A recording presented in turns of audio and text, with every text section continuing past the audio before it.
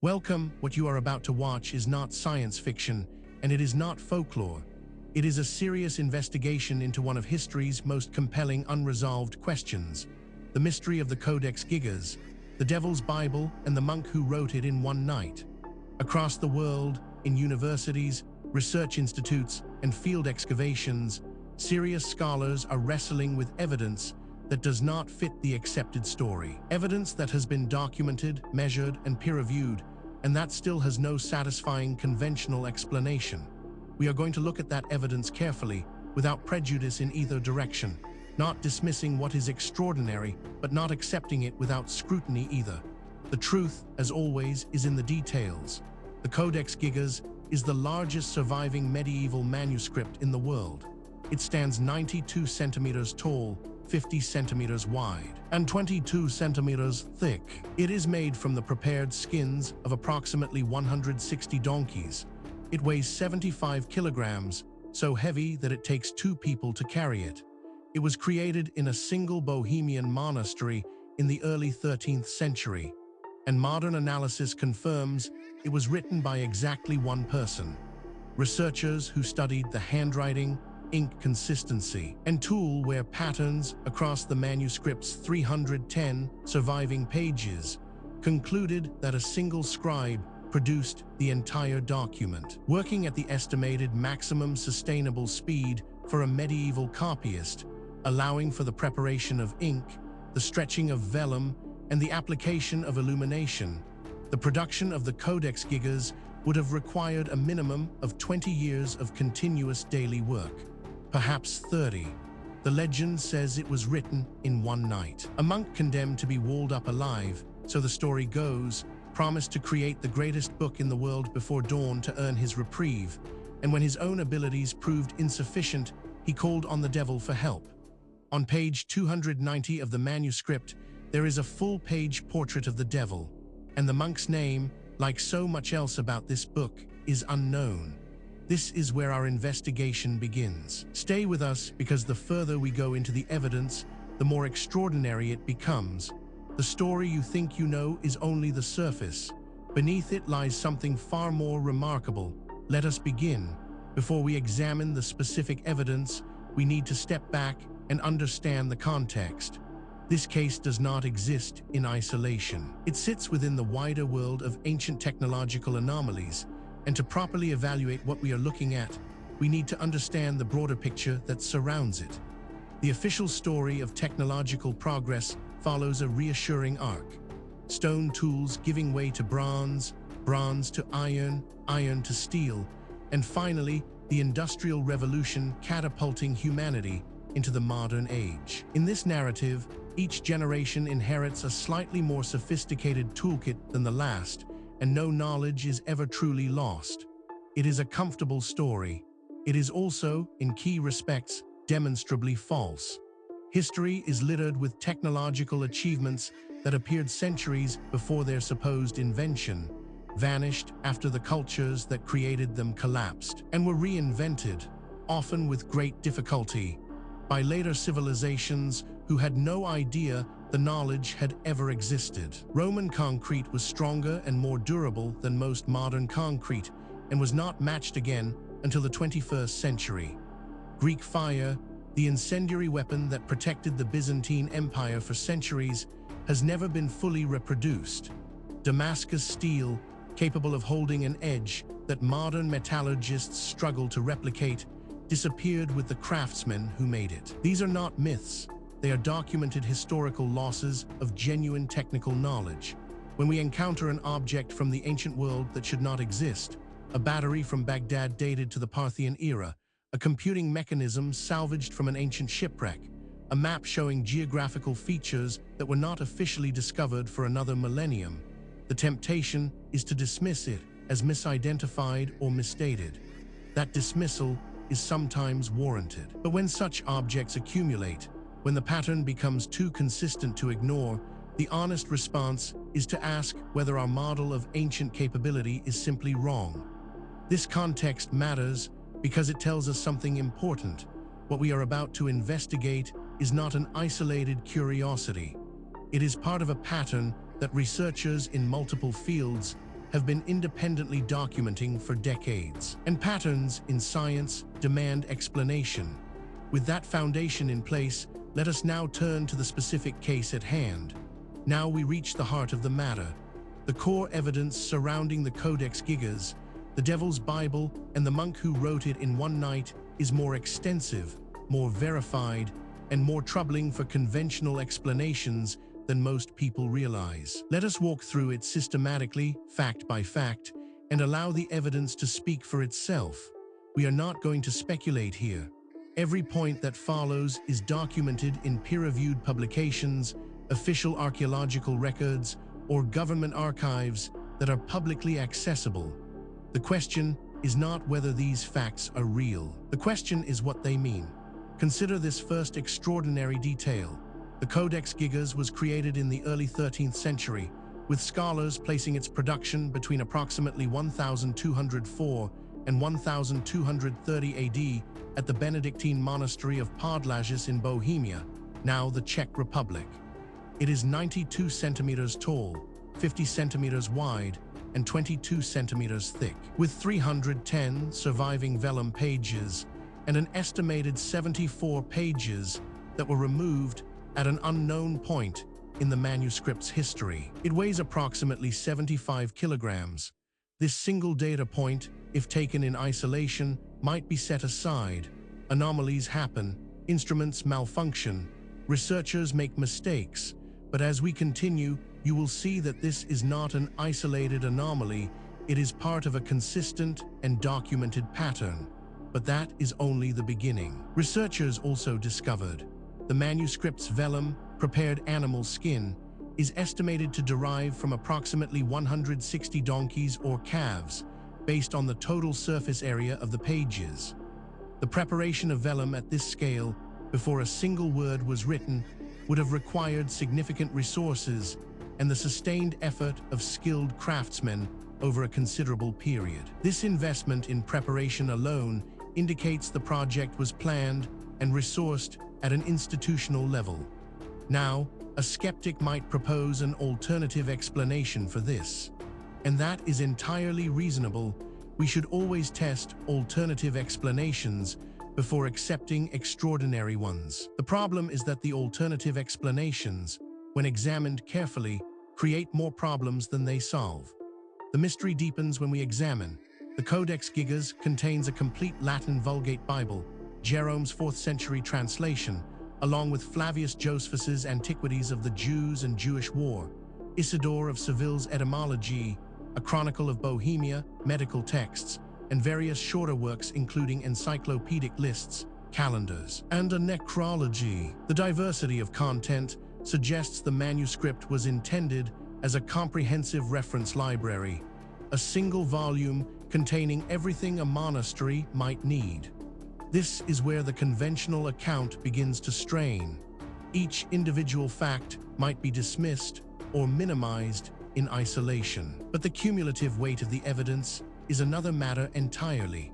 Perhaps most remarkable of all, the Swedish army captured the Codex Gigas in 1648 during the 30 Years' War, removing it from the library of Rudolf Roman II in Prague as war booty, along with hundreds of other cultural treasures.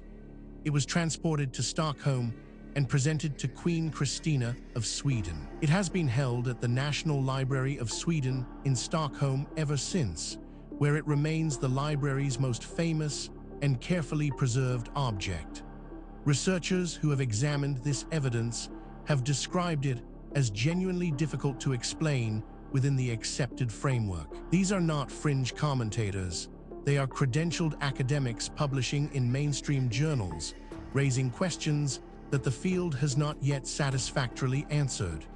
Then there is the matter of a full-page illumination of the devil appears on page 290 of the manuscript, opposite a depiction of the heavenly city. The devil is shown in full figure, a red and green figure with clawed hands and feet, set against a black background, and is considerably larger in scale than any other illustration in the manuscript.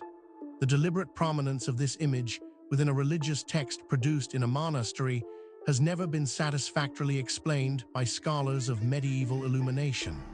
What makes this particularly significant is its independence from the previous points. This is not a case of one theory requiring another. These are separate lines of evidence converging on the same uncomfortable conclusion. Adding to the enigma is this finding: detailed handwriting analysis conducted by Czech paleographer Pavel Spunar and confirmed by subsequent researchers established that the entire Codex Gigas was written by a single hand. The letter forms, spacing, pressure patterns, and stylistic habits remain consistent across all sections of the manuscript over what must have been decades of production. The uniformity rules out collaborative scriptorium work and confirms one person wrote every word of the largest medieval book known to survive. Taken together, these facts form a pattern that cannot be explained by coincidence, misidentification, or methodological error. Each piece of evidence has been examined by skeptics. Each has been subjected to alternative explanations, and in each case, the alternative explanation falls short of accounting for everything that has been documented. We are left with a body of evidence that demands explanation and an accepted narrative that does not provide one. This is where serious inquiry begins. Now that we have established the evidence, we need to examine the theories that researchers have proposed to explain the Codex Gigas, the Devil's Bible, and the monk who wrote it in one night. This is where the debate becomes most intense, because the theories reflect not just different interpretations of the same evidence, but fundamentally different assumptions about what is possible and what the past looked like. Understanding these theories is not just an academic exercise. Each one has been championed by serious researchers with genuine credentials, and each one captures something that the others miss. The truth, if it is ever established, will likely draw on elements of several. The first major explanation proposed by researchers holds that a single monk wrote the entire Codex Gigas over a period of approximately 20 to 30 years, the conclusion of scientific analysis. Handwriting uniformity, ink chemistry consistent with the same source materials over time, and tool wear patterns all support continuous production by one individual. Who that individual was remains unknown. The 74 missing pages, removed at an unidentified point, may have contained monastic records that could have identified the scribe. This interpretation has significant academic support and is backed by substantial evidence. But it is not without problems. Critics point out that it requires assumptions that go beyond what the evidence strictly supports, and that key predictions of this theory have not been confirmed by subsequent research. It remains contested, and the contest is productive. A rival school of thought argues that a monk condemned to be walled up alive as punishment for breaking his monastic vows promised to create the greatest book in the world in a single night to earn his life. Unable to complete it alone before dawn, he summoned the devil, who finished the manuscript in exchange for the monk's soul. The legend names the monk Herman the Recluse. No historical record identifies Herman the Recluse or connects this name to the monastery of Podlages. The legend is first documented centuries after the manuscript's creation. This theory is controversial, and deliberately so. Its proponents argue that the evidence demands an explanation outside the conventional framework. Critics counter that extraordinary claims require extraordinary evidence, and that the evidence presented, while suggestive, does not yet meet that standard. The debate continues in peer-reviewed literature. Perhaps the most unconventional theory suggests that the Codex Gigas was produced by a scriptorium working collaboratively, with multiple scribes trained to imitate a single house style, a practice used in some medieval workshops to produce consistent-looking manuscripts. This hypothesis has been examined and rejected by specialists. Modern forensic handwriting analysis distinguishes individual scribes even when they attempt to match a style, and the Codex shows none of the micro-variation that collaborative production would introduce. What is striking about this debate is not merely that experts disagree. That is normal and healthy in science. What is striking is the quality of the disagreement. Serious researchers, working from the same body of evidence, reaching genuinely different conclusions. That level of fundamental disagreement, when it persists over decades, is a signal that something important has not yet been understood. The question is not which of these theories is right. The question is whether any of them is right, or whether the truth is something that none of the current frameworks has yet been able to capture. The case surrounding the Codex Gigas, the Devil's Bible, and the monk who wrote it in one night does not rest on speculation alone. What distinguishes this investigation from pure mythology is the existence of documented, physical, verifiable evidence, material that has been examined by credentialed researchers and whose authenticity is not seriously disputed. What is disputed is its interpretation. Let us review the most significant documented evidence as objectively as possible. We are not going to cherry-pick the data that supports a preferred conclusion. We are going to lay out what exists and let you draw your own assessment. Physical evidence supporting this account includes detailed forensic handwriting analysis confirms a single author throughout the manuscript. Spanar's analysis, an independent confirmation by handwriting specialists commissioned by the National Library of Sweden, identified consistent individual characteristics, including the specific angle of pen strokes, the formation of individual letters, and the spacing habits of the scribe that remain constant across all sections, from the biblical text to the chronicle to the medical entries. This evidence has been subjected to independent verification. Skeptics have examined it. Alternative explanations have been proposed and tested. The data remains. The question of what it means remains open. Investigators have documented ink consistency studies and analysis of tool where patterns on the vellum surfaces are consistent with one person working over a period of decades rather than a single intense session. The ink shows variation consistent with different batches prepared at different times over a long production period. Chromatic analysis of the pigments used in illuminations confirms they are consistent with 13th century monastic materials from the Bohemian region. This evidence has been subjected to independent verification. Skeptics have examined it. Alternative explanations have been proposed and tested. The data remains. The question of what it means remains open. On-site analysis revealed the 74 pages removed from the codex at an unknown date, identifiable from the binding structure and missing foliation, represent the manuscript's greatest documentary gap. Based on their position within the manuscript sequence, some researchers have proposed they contain the monastic records of Pardlages, which would have included information about the scriptorium and its inhabitants. Their removal may have been deliberate. Their whereabouts are unknown. No inventory of the manuscript from before their removal has been found. This evidence has been subjected to independent verification. Skeptics have examined it. Alternative explanations have been proposed and tested. The data remains. The question of what it means remains open. Each individual piece of evidence might, in principle, be explained away. A single anomalous artifact might be misidentified. A single anomalous date might reflect contamination. A single anomalous eyewitness account might reflect misperception. The question is whether all of the evidence can be explained away, and whether the explanations required are more or less plausible than the evidence itself. When multiple independent lines of inquiry converge on the same conclusion, that convergence is the most powerful signal in empirical science. And that is exactly what we are seeing here. We have examined the history, the evidence, and the theories surrounding the Codex Gigas, the Devil's Bible, and the monk who wrote it in one night. Now we need to ask the question that is sometimes overlooked in discussions of ancient mysteries. Why does this matter? What does it mean for us today? It would be easy to file this away as an interesting historical curiosity, a puzzle from a distant past with no bearing on our present lives. That would be a fundamental mistake.